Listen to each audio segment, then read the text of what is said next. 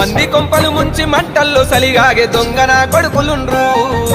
నమ్మించి మన గొంతు తడి బట్టతో గోసె తెలివి కల్లోళ్ళు ఉండ్రు భూమి మీద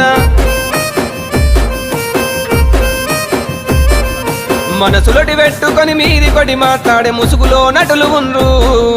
లేనిపోనివి చెప్పి బట్టగా చేసేటి లేకిన కొడుకులుండ్రు లోకంలో